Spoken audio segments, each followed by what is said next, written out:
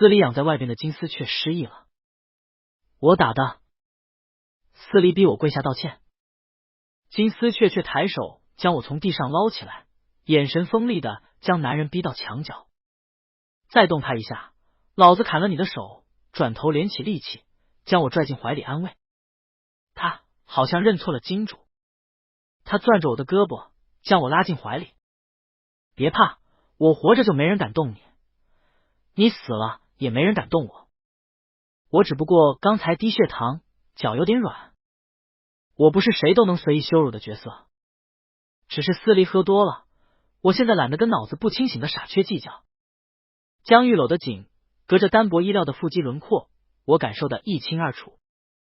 我和他身高近似，气场相当，可他却主动低下头，轻靠在我的肩上。陌生浓烈的荷尔蒙几乎要将我溺毙。我哑然望着眼前复杂诡异的局面，不知如何应对，只得沉默的看向司离。他是唯一一个能止住这即将失控局势的人，毕竟一切都因他而起。江玉瞧我偏头，强硬的捏着我的下巴，逼我和他对视。他力道大，恨不得将我揉进怀里。那小白脸有什么好看？看我，温热的气息吐在我耳边。即使我和司离最亲密时，他也不曾像江玉一般直白。我不受控，脸烫的几乎快要烧起来了。司离指腹拭去唇角的血，摇摇晃晃的从地上站起来。江玉，你认错人了，即使被打了，司离还是好声好气的和他说话。我就没这个待遇。江玉居高临下，冷睨着他，仿佛在看一条疯狗。或许是那眼神，或许是我和江玉紧密相贴的动作惹恼了他。我说，你他妈认错人了！司离暴怒，话从嘴里吼出来。第一轮融资失败，面临破产的时候，他也只是喝了2瓶白酒，把自己关在书房里了一整天，逼自己接受结果。出来后看着我担忧的眼神，没事，还有时间。真是年纪越大越毛躁，一点长进没有的家伙。你说我信你？江玉没理会司离，反倒是低头看着我，眼里的占有和侵略藏都不藏，直白的可怕。我原本想解释，可看着司离阴睨的神情，改了口。你当然爱我，不然为什么将我的照片放在上衣内侧的口袋里？我从他上衣口袋的钱夹里抽出我那张照片，心里憋着的那口恶气，在话音落下的那刻狠狠出了。我抬手抚摸江玉突兀的喉结，他瞬间噤声，神情羞涩的偏过头，发丝蹭过我的脖颈，像一只讨好又粘人的杜宾。怪不得司离喜欢，我也喜欢。周芬，你他妈有病吧？趁他失忆撬我墙角。司离咬牙切齿，脸色铁青。再骂他一句，我让你走不出病房门。江玉神色骤冷。现在他是我的了。我冲司离勾起笑，无声地说。司离青筋暴起，可碍于江玉，他什么都做不了。江玉接过我手里的照片，那张是他偷拍的。我蹲在地上，小区里的流浪猫乖巧的仰头蹭在我的掌心，尾巴缠在我的手腕上。从始至终我都没发现，他就站在我身后几米的地方。后来他跟到我停车场，我察觉出来不对劲，直接将从拍卖场上拍回来的元青花砸在了他头上。等我知道他没有恶意的时候，他已经满头是血了。我把人送到医院，才知道司离和他那见不得光的关系。还不滚！江玉眯眼看他，司离心不甘情不愿的离开。我刚往外迈一步，江玉就攥住了我的手腕，留下陪我。我想下他的肩膀，和他说2句话，我就回来，别担心。司离听见脚步声，转身盯着我，冷斥道：你不怕他记起来之后玩死你？我勾起唇角，谁玩死谁还不一定呢，毕竟吃一堑长一智。从你身上吃的亏，从他身上找回来也不错。司离狠狠地剜了我一眼。周痴，要报复冲我来，别发疯！我打断他的话，似笑非笑。我疯不疯你最知道了，不是吗？江玉躺在病床上，头上镶着厚厚的纱布。我几乎是瞬间就想起来，他头发蹭在我肩上的感觉，有点硬，有点扎，还有点痒。他攥着我的照片贴在心脏的位置，望见我的瞬间，眉梢眼底荡开了笑意。他想喊我的名字，可一张嘴，神情空白了一瞬。头疼。江玉露出委屈的神情，一声不吭的望着我。我走近，手掌不由自主的附上他的头顶，然后弄乱。刚才是想喊我的名字。医生说你失忆了，不记得不要紧。他声音沉闷了下去，听着有几分揪心。周芬。他说你叫周芬。江玉嘴里的他指的是司礼。他想不起任何有关我的记忆，垂着眼神情落寞。傻子，就算你清醒，脑子里也没有。巧的是，我也没有。他对我全然的信任，不过使我的谎话更顺利了点。江一我扫了一眼护士贴在他床边的床头卡，淡淡开口：江玉，我叫周痴。别再忘了依依。还没等我说完，他单手压在我的脖颈上，仰头吻了上来。湿润的触感让我猝不及防，瞪大眼睛。他动作凶猛，长驱直入，几乎没给我留反抗的余地。依依，我手想在他的肩膀上借力，抵死纠缠，直到口腔里全是浓厚的铁腥味，才放开。江玉唇上是碧港的水色，泛着红。他扯开衣领上方的2颗扣子，欲得要命。我想推开他，可看着那张脸，动作停在了半空。人是视觉动物，这话一点不错。他勾唇一笑，没等脑子反应过来，我已经将人推到了床上。江玉翻身将我压在身下，拨开一块硬糖塞进我嘴里，手疾眼快的解开了我衬衫的扣子。他一寸寸的看过去，撑一下。我时间比较长，没等我回话，他就将掌心贴在我心脏跳动处。我咬牙忍着不去看他，可紧张雀跃搅在一起，心跳快的要命，像是这辈子没跳过一样。江玉眸子里蕴着淡淡的笑意，骨节分明的手指停在我的胸口。为我一个人跳的，真好。江玉故意使坏，我没忍住，从喉咙里闷哼出声。他解开我最后一颗扣子，还没等有动作的时候，护士端着要进来了。我心脏停了一瞬，不敢想我现在是个什么样子。散落的衬衫，解开的皮带，胸口大片的肌肤露在外边。那一刻，刺激和倍得的爽感席卷了我的大脑，比肾上腺激素还上头。江玉手疾眼快，将我蒙在被子里。他起身整理好衣服。护士看着鼓起一个大包明显藏了人的被子，眨了眨眼，没忍住叮嘱：注意点影响。身体没好之前最好禁欲。江玉神色泰然，丝毫没有被戳穿的窘迫。等护士出去之后，我不急不缓的系好扣子，将皮带重新整理好。活了26年，竟然对一个认识不到1天的人起了这么急切渴望的心思。江玉意犹未尽的盯着我的领口，我主动和他拉开距离，谨遵医嘱。不用在意，医生总喜欢夸大事实。他将门反锁，这下没人打扰了。我承认是我走了眼，这哪是什么杜宾，分明是狐狸精。他脖颈上是我没控制住挠出来的血痕。江玉动作凶狠，不知疲倦一般。我哑着嗓子骂他不知收敛，他没回应，可身下的动作更狠了一些。他存心的，直到弯月攀上枝头，他才停下。年轻几岁的就是不一样。忽然觉得这个金主，我当也不是不行。周痴，我冷，你摸摸我，我都成冰块了。你不能眼睁睁看我冻死吧？江玉发烧了，这就是不知节制的后果，也可能只是脑震荡后植物性神经紊乱引起的低烧。他烧得迷迷糊糊，掀开被子，非要喊我一起睡。周芬这2个字，他熟练的像是喊了无数遍，明明才认识我1天。我怕他病得更严重，只能无奈遂了他的愿。江玉心满意足的贴着我，热得像个火炉。周痴，我想喝水。他嘴唇干燥，隐隐有要裂的趋势。我起身接水，还没等我回来，人就睡着了。我拿棉签给他蘸了点水，湿了湿唇。他现在枕头里睡得格外沉。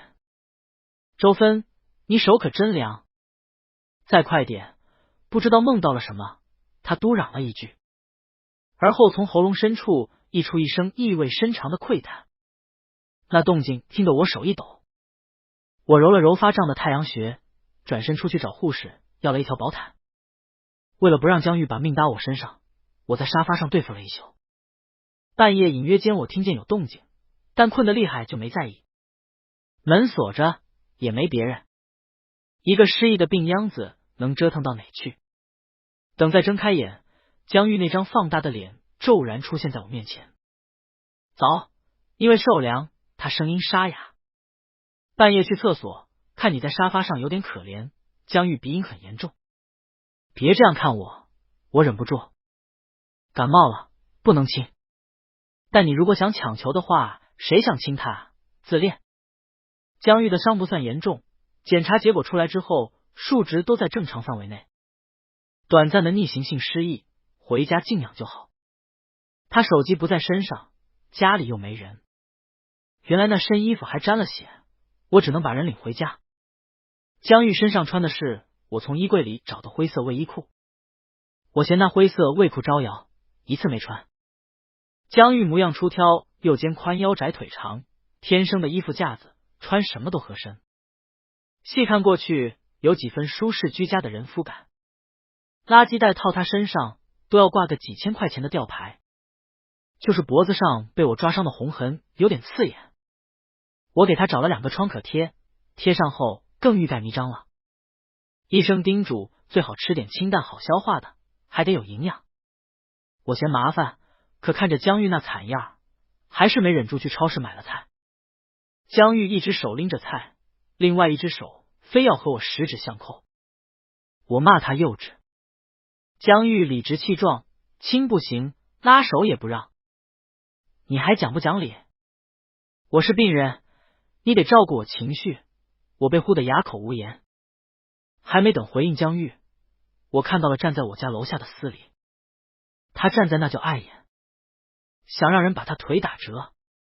江玉顺着我的视线看过去，啧了一声，真他妈晦气，语气里的嫌弃直白毫不收敛。司离微微蹙眉，视线落在江玉紧扣着我的手上，满眼冷意。江玉，我有话和你说。江玉唇角勾了勾，盯着他一字一句。所有的一切都是周芬骗我的。我原本喜欢的是你。司离以为他想起来了，紧蹙的眉头松开，微微颔首，神情变得格外温柔。还没等司离开口，江玉勾唇嗤笑出声：我是失忆了，不是脑残。我怎么会看上这么拿不出手的东西？好好好，只有我眼下会看上。江玉语气真诚笃定，前2句只不过是他闲得无聊的消遣。常在我家楼下的那只流浪猫富贵靠近司离，蹭了蹭他的脚面。哪来的脏猫？司离直接抬脚将猫踹了出去。富贵发出一声悲惨的哀嚎，听得我心脏一滞，然后攥紧拳头直接砸在了司离的太阳穴上。司离上位者当惯了，走到哪别人都捧着他，哪被这样对待过？我抬脚踹在他膝盖后处，动作行云流水。司离猝不及防一下跪在了地上，骨头撞在地板上，一声闷响，他痛得脸色猛然发白。江玉抱着富贵翻来覆去的看了个遍，猫没事，就是摔的那一下疼了。司离嘴角的伤还没好，盯着我，眼里是无法遏制的怒火。我勾唇踩在他的手上，司离，你得谢我手下留情，要不你就得一辈子跪着了。周芬，你个疯子！司离破口大骂。我懒得和他继续纠缠，叫了保安把人赶出去。因为司离耽误了不少时间，等饭做好都快中午了。紫菜虾皮香菜酱油垫在碗底，滚沸的汤冲开，将馄饨捞进去，撒上细碎的香菜。瓷白的碗因绿着热舞，对面的人像是隔了很远，模糊又疏离。热雾未散，隐约间我好像看到了大学时的司离，那时候还没闹到现在这样恨不得对方死的程度。他就坐在对面冲我笑，就坐在江玉的位置。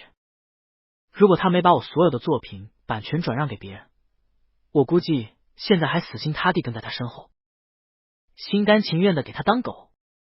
江玉抬头对上我视线的那一瞬间，微微蹙眉。即使我很快的收回视线，他还是察觉到我在透过他看别人。他眸色愈浓，山雨欲来风满楼。下一秒起身，那双骨节分明的手掌扣住了我的肩膀，力气大的几乎要陷进肉里。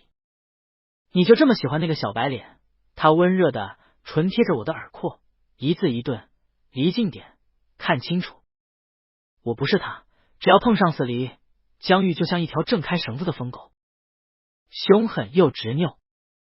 只不过他有一点说错了，我对司离不是喜欢，只剩了恶心。我和司离在大学认识，少年青涩，不懂人情世故。在辩论赛上，我为了赢不择手段，冷着脸一字一句的输出，抓着他们的痛处猛烈攻击，将对面得罪了个干净，更是将司离呼得哑口无言。结束后，那几个恨不得生啃了我。真是输给你了。司离没气恼，只是笑着摇了摇头。结束后，他勾着我的肩膀，问我要不要一起去吃饭。我和他们来往很少，更多的时候都是自己一个人。他们背地里骂我恃才傲物，说我傲慢。后来知道我精神分裂后，又用那种可怜怜悯的眼光看我。猛然的身体接触让我有些心惊。司离不会拿那种一样的眼光看我，我以为我对他来说是有些不一样的。后来我才知道，他只是将我当成利用完可以顺手扔掉的工具。为什么要怜悯一个会赚钱的印钞机呢？他一开始就是有目的的。一个孤僻敏感的天才疯子，只要一点点在意，就心甘情愿的被困住。我蠢得可怕，毫不设防。他踩着我步步高升，我却一心栽在他苦心故意营造的情爱里。在我以为一切会更好的时候，司离的通天路塌了。他欠了一笔天文数字，染上了毒瘾。在他想起收手的时候，那个数字已经像雪球一样越滚越大了。司离红着眼跪在地上，说他一时糊涂，走错了路，以后绝对不会了。知道他欠债后，我拿出了我所有的积蓄，可他却背着我卖掉了我所有作品的版权。我没画完的手稿，甚至我给我妈画的最后一张肖像，因为有我亲手签的委托协议，无法追究他的责任。他甚至还签了阴阳合同，为了避税，更为了从里面拿到最丰厚的报酬。经过他手，所有收入打到我银行卡里的只有几百块钱。一个赌鬼的话怎么信？司离还清后也没收手，凭着那些本金积累了原始资金，入股了一家药企，势头高歌猛进。那个时候我都还以为他是在为了我努力。我因为精神类疾病被临床试验拒之门外，曾经的理想破碎。一个精神分裂患者不一定是画家，但患有精神疾病的艺术家一定是个值得炒作的噱头。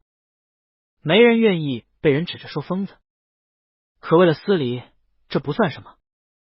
凭着大胆跳脱的颜色，细腻的笔触，在各种身份的加持下，我成了新锐画家。我将所有的实验成果写上了司离的名字。那些成果和数据太耀眼了，他开始被人看见。旁人说他在外边养了个年轻的情人，为了哄情人开心，砸了很多钱，给了他别墅、豪车。我只是听听，没信。可从无人知晓的司离变成谁见他都要卑躬屈膝的司总后，他第一件事就是和我分开。他说那条隔开我们的线叫阶级。如果我跪着舔他，他还有兴趣和我玩玩。他说他不想和一个疯子纠缠在一起，我只会让他觉得恶心。哼，他说我恶心。在我以为司离会收敛一段时间的时候，他出现在了我的签售会上，拎着酒瓶，在我最高光的时候将我拉下神坛。原本江玉也要来的，可他今天得去医院复查。司离将我的病历在现场扔得纷纷扬扬，到处都是，像雪山崩塌时的最后一片雪花。什么难得一见的天才，他就是个精神病。你们知不知道自己喜欢的是个什么样的人？这种人也配别人喜欢吗？司离攥着我的手，使劲捋开我的袖子，手腕上一道狰狞的疤痕赫然显露，周围那种审视的眼神如同刀一样落在我身上，那早就结痂的伤疤隐隐发烫。我冷着脸一言不发地听完了他的醉话，然后抄起酒瓶砸在他的头上，碎了半截的玻璃被我捅进了他的胸口。我其实一直在好转，医生都说我能停药了，可司离还是哀嚎着骂我疯子。现场混乱，在我双眼猩红要和他不死不休时，江玉出现了。他闯了进来，攥着我紧握着酒瓶那只手。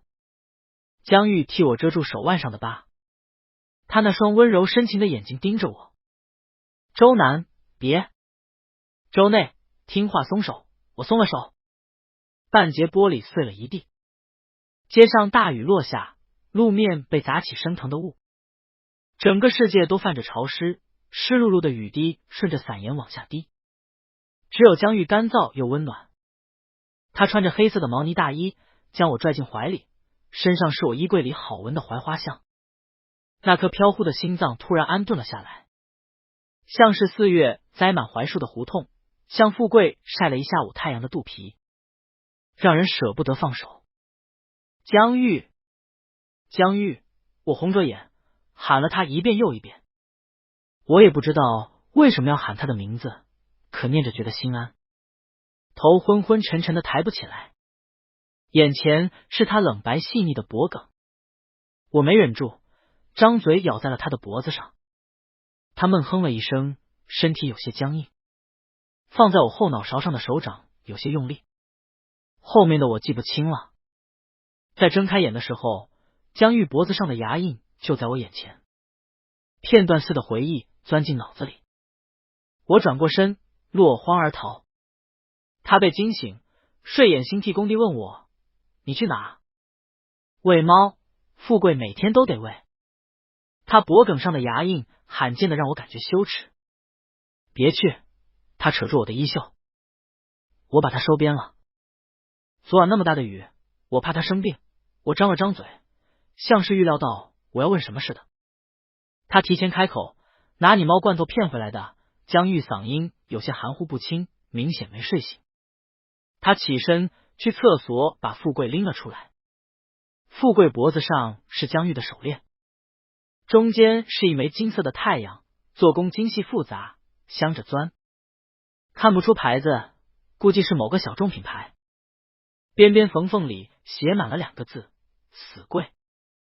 我翻过来，发现后边写了东西。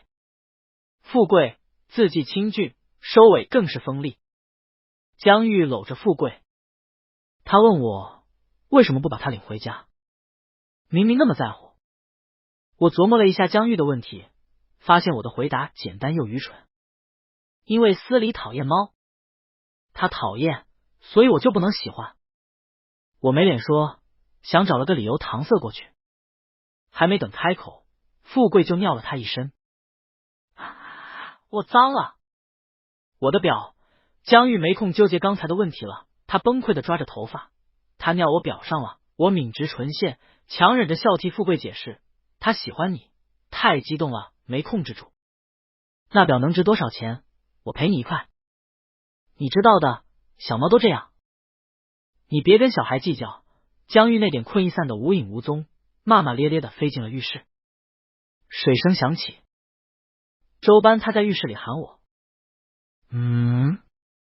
我走近，门开了一道缝，蒸腾的雾气顺着门缝溢出，江玉身影在其中隐隐绰绰。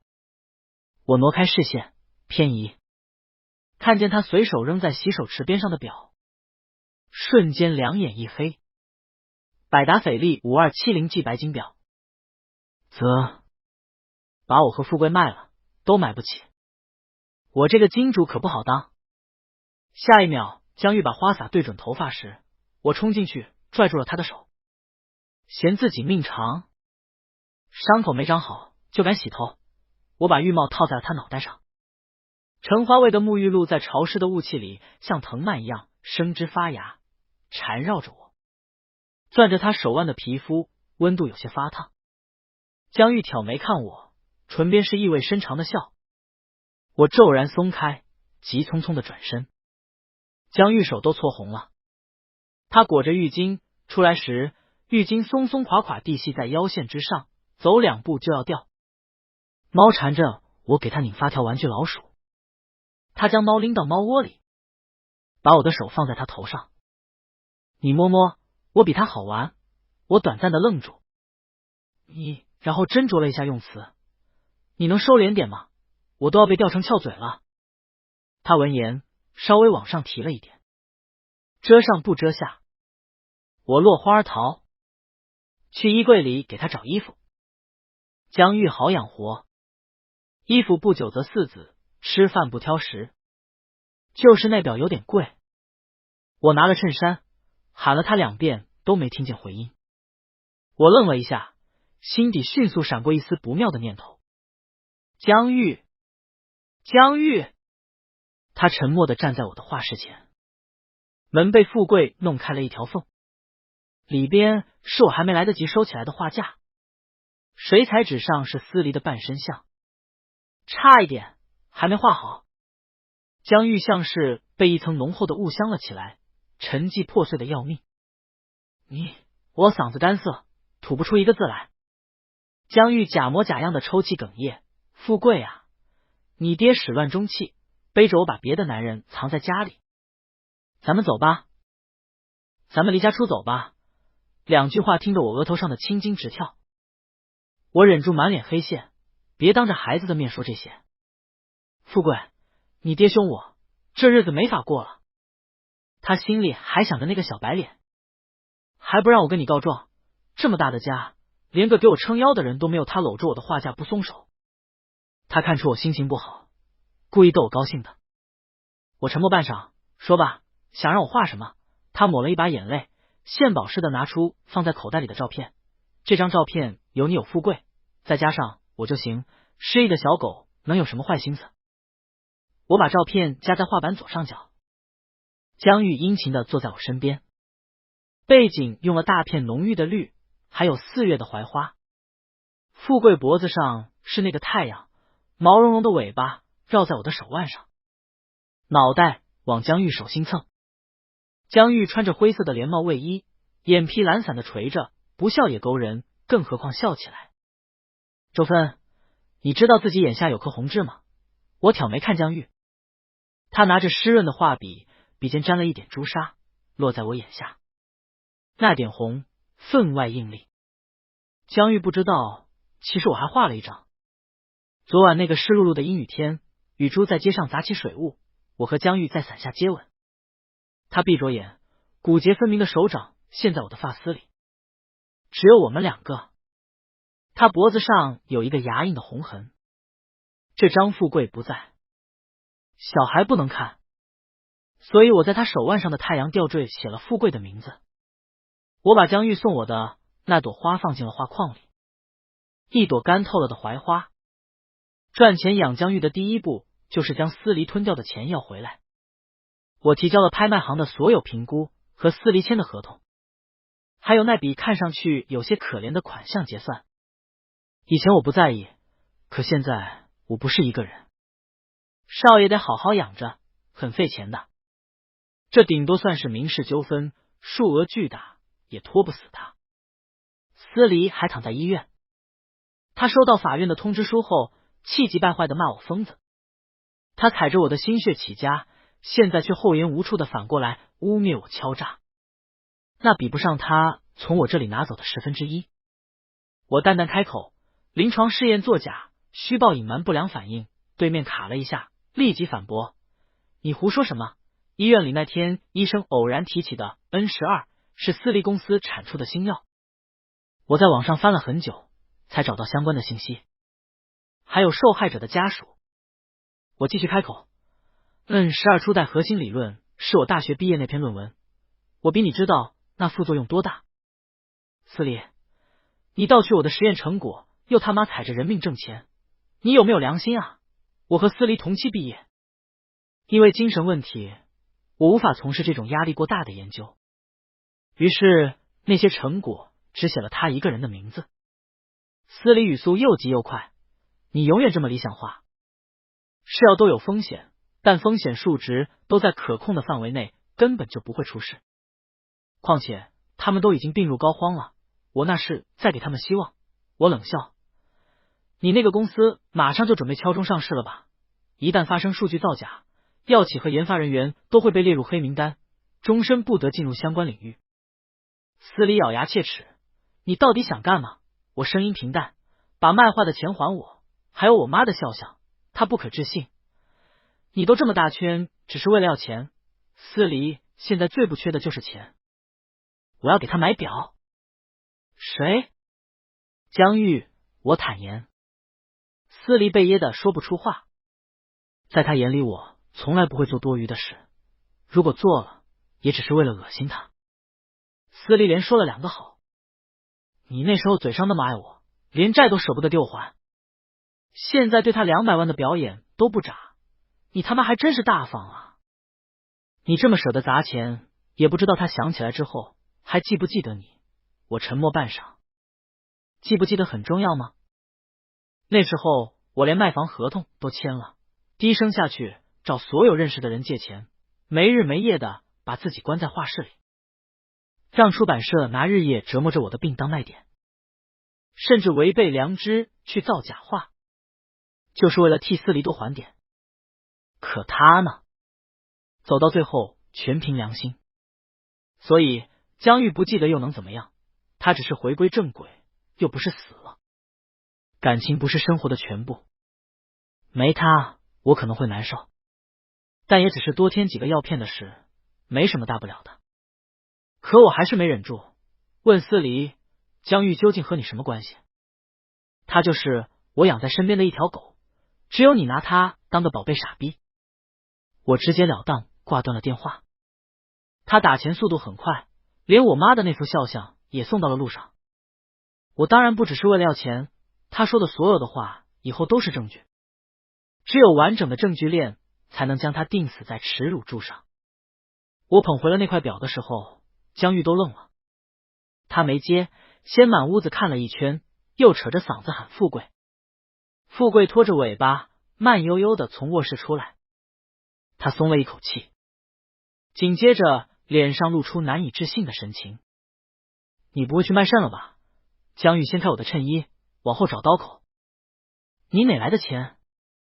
我告诉你我不同意，我要报警。我要把给你开刀的那个庸医送进去。他真的怀疑我卖猫卖肾，也没怀疑我给他买假表。不就点尿吗？我没那么矫情。他摸了摸，然后放回了盒子里，神情郑重。我那块是假的。我侧眼看他，少放屁。周芬，我无以为报，你给我个名分吧，要不我给你一个也行。我没忍住笑，法律只会保护财产，不会保护感情。况且你我之间的感情本身就不在法律框架体系之内。他立马就蔫了，神情灰灰，像只被淋了水似的狗。我意识到自己话说重了，改口，等你想起来之后我就给。他眼睛湿红，我万一一直想不起来，就得无名无分跟你一辈子，我真受不了哭包。还是拎了东西去他家见了家长。江玉像是得了甜头的小狗，尾巴摇得跟螺旋桨一样。我抿了抿唇，忍了许久的笑还是没忍住，那滋味青涩又生甜。江玉家在半山腰的别墅区，说是见家长，可只有院子里的2个墓碑。墓碑上江玉父母的照片眉眼温和，他父母车祸去世，除了花不完的钱，什么也没给他留。那些因为年轻被造谣的别墅和车，都是江玉父母留下的。唯一一条手链，他还系在了富贵身上。江玉找了很久，才从别墅的保险柜里翻出了几根金条，非要给我，说是算家里长辈给的红包。第一次来，别人家都给，不能让你吃亏。江玉话音还没落，直接低头就栽了下去。我脸色陡然一变，抬台阶很高。我扑过去接住他的时候，膝盖磕得青紫，我腿疼的站不直，可一刻都不敢耽误，背着他往山下跑。看见救护车的时候，我才松了一口气，跌在地上。那个时候左腿已经胀得不行了，骨裂，打了石膏。江玉这觉睡得有点久，躺在病床上，在睁眼的时候望着我，眼里都是陌生。我垂着眼，遮住眼底复杂的情绪，牵强的扯出笑，好好休息。我想过他会恢复记忆，但没想过会这么早。我拄着拐杖，步履僵硬，没敢停，也不敢回头，生怕最后没法收场。那本来就是我偷的。少了一个人之后，屋里空荡荡的。富贵跳到我怀里，我伸手拨了拨那个太阳的吊坠，他眼睛望着门。我拍了拍他的脑袋，别看了，他暂时还回不来。富贵直拉着脑袋趴在我怀里。不过短短半个月，没想到后劲这么大，我好像能在房屋各个角落看见他。于是我清醒的认识到，我病情开始严重了。半夜我能感觉到他躺在我身边陷下去的被子，可伸手摸是冰凉一片。被停掉的药又加了2片，我能看见他的时候变少了。然后我停了药。幻觉见多了，摸到实体的时候总有一种失真感。周芬，你还是人吗？把我一个人留在医院，我是失忆了，又不是傻了。他嗓音有点哑，眼里压抑着浓烈滚烫的情绪。你说过等我记起来就给我一个名分。温热的呼吸停在耳边，我眼睛有点热。你给富贵写在太阳吊坠上的名字掉了，那话你也没拿走，我还以为你不会回来了。富贵从我脚边挤过来，兴奋地勾着江玉的裤脚转圈。小猫哪知道大人之间的事，他只知道亲人回来了。他俯下身拨了拨富贵脖颈的吊坠，那不是太阳，是向日葵。而且我也不是金丝雀，我是来找你要名分的。我在医院躺那2天，小护士都传疯了，说我是金丝雀，被包养了。金主为了争我大打出手，这么离谱的东西还真有人信。周芬，你觉得好不好笑？你怎么不笑啊？嗨，我有点笑不出来。江玉，你还不知道周蚩有精神分裂吧？你那天没看到吧？司离的声音骤然响起。江玉眉眼平静，沉默的伫立在街角。我一下子慌了神。你别听他的。江玉，我病好了，你别怕我。我慌乱去拉他的手，在我即将碰到他的那一刻，他的手移开了，抓空了。我愣住，呼吸一滞，又冷又痛的钢刃似乎直接劈在了心脏上。下一秒，江玉的手捏成拳，挥起一拳打在司离脸上。司离狼狈的跌在地上。江玉眯着眸子，眼里怒火翻涌。你伤天害理，烂命一条，可周芬不是。恶意诽谤造谣，透露他人隐私，司离，老子让你牢底坐穿。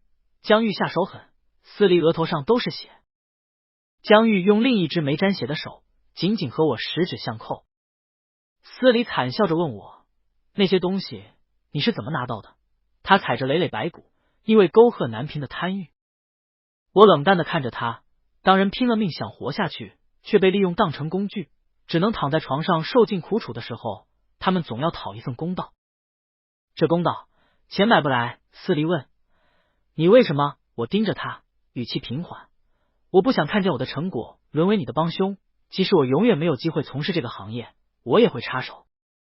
科研的初衷是以造福人类为目的，尽头不是沾满铜臭味，利益至上。总有人要是屠刀。江玉吹了个口哨，富贵，跟爸爸回家。他抬手搂住我的肩膀，另一只手抱着富贵，走得利落。司离的公司牵扯过深，他涉嫌故意隐瞒，数据造假，还被查出收受贿赂，影响恶劣，不出意外会在监狱里蹲到7老80。如果他能活到100岁，或许能等到活着出来的那一天。你连富贵都舍不得少喂一顿，怎么忍心看我饿着？江玉在富贵的碗里倒满了猫粮，这些他不会挨饿了，你只负责喂我就行。江玉暗示意味明显。从江玉进门起，就粘着江玉的富贵猛然被捏着后脖梗的皮毛拎起来，他满眼茫然。注意隐私，非礼勿视。他将猫拎到外间，干脆利落地锁上门。江玉脖子上系着一根红丝带，压在那天我没收住留在他身上的牙印上边。丝带被打包成了蝴蝶结，他拢着我的手，引诱我动手拆掉。丝带滑落那一刻，他将我拽进怀里。主人，请尽情享用您的礼物。很久之后，我从车里后备箱找到江玉那天掉进去的手机。我问江玉为什么那天会出现在地下车库。江玉说，那天我是来扶贫的，听说你把画都卖了，我没你联系方式，找官方要的，接通了才知道是司礼。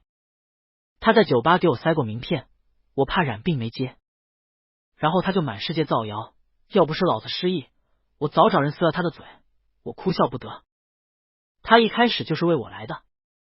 我收拾画室的时候，不小心把放在柜子上边的写生本碰了下来，那是我第一个写生本，时间太长了，纸页都泛着黄，落下的瞬间，干透了的槐花掉出来，纷纷扬扬下了一场雨，只属于我。夹在其中的画纸也散落，露出大半。年少青涩的江玉站在清澈的湖水边，满眼赤诚，在素描纸上目光条条，隔着遥远的时间和我对视。